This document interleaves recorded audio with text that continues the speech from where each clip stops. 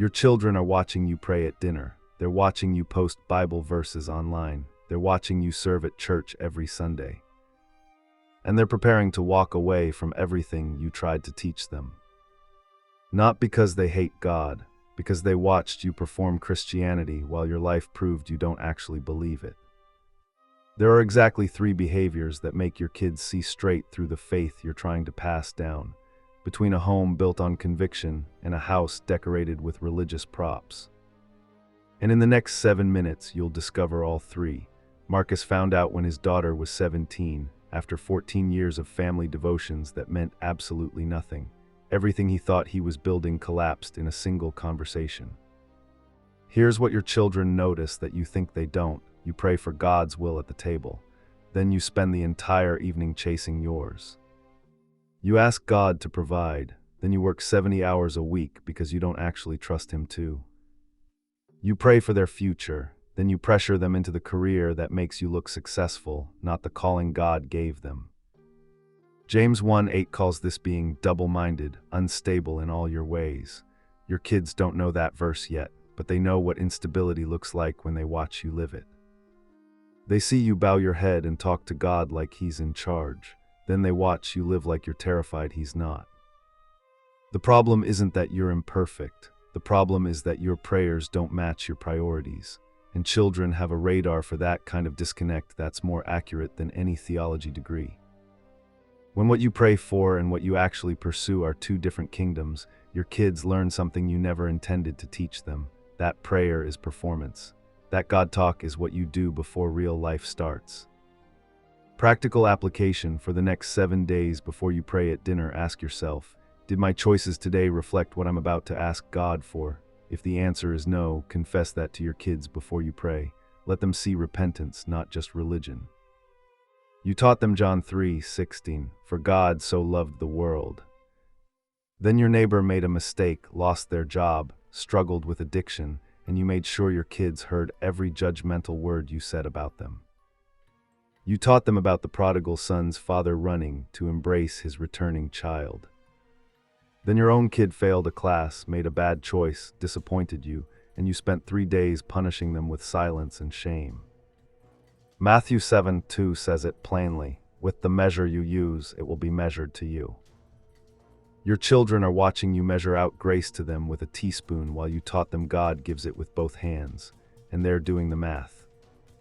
They're learning that the gospel you preach on Sunday is beautiful, and the gospel you live Monday through Saturday is conditional, performance-based, and runs out the moment they stop making you look good. Here's the thing about grace that destroys religious households. You can't teach it with words if you're withholding it with your life. Your kids don't need perfect parents. They need parents who show them what it actually looks like when someone receives undeserved mercy and then turns around and gives it to others. When you preach unconditional love but practice conditional acceptance, you're not raising children who will love God. You're raising children who will resent the hypocrisy. Practical application this week: when your child fails or disappoints you, before you respond, ask yourself, how would I want God to respond to me when I fail Him? Then respond to your child that way. Let them see grace in action, not just in your vocabulary. You tell your kids to trust Jesus with their problems. Then they watch you trust your phone, your bank account, your reputation, your achievements, and your carefully controlled image. Jesus gets mentioned, He doesn't get consulted. When stress comes, you don't pray first, you scroll first, you call everyone except God first, you worry out loud for hours before you worship.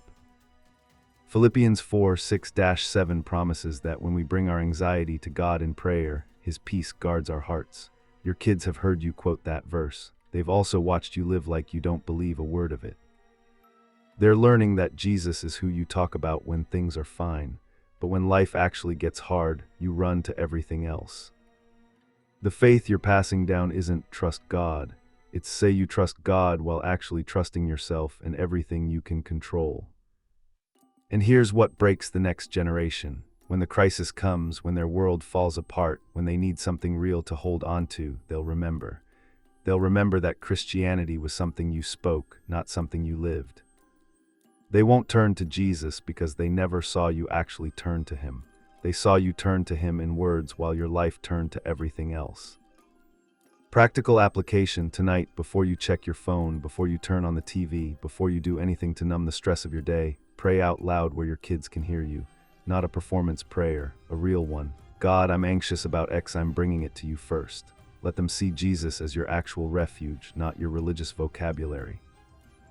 Marcus, 41, senior accountant at firm in Phoenix, married 16 years to Rachel, 2 kids, Emma, 17, and Noah, 14. Deacon at church for 8 years, led family devotions every morning since Emma was 3.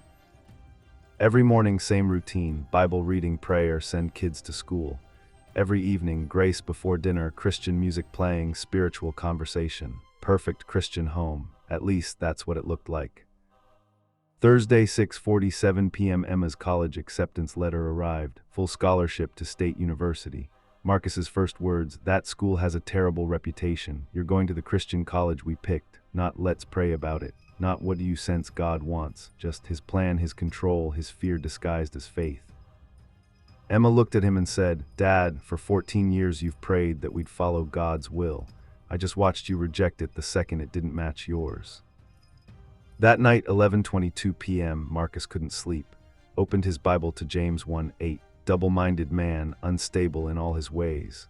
Realized 17 years of family devotions, and he taught his daughter that prayer is what you say before you do what you wanted anyway. For 90 days, he stopped leading devotions and started confessing. I was wrong. I controlled when I should have trusted. I performed when I should have surrendered. First month, Emma barely spoke to him. Day 37, reading Luke 15 together, the prodigal's father running while the son was still far off. Marcus broke. I'm supposed to be that father, and I've been the older brother. Rachel noticed, you're not performing anymore. You're actually praying. 3 months later, not a perfect father, a repentant one, Emma chose the state school. Marcus supported it, because he finally understood. Raising kids in faith means showing them what it looks like when someone actually lives like God is real. Father, we come to you not as examples, but as hypocrites who need mercy.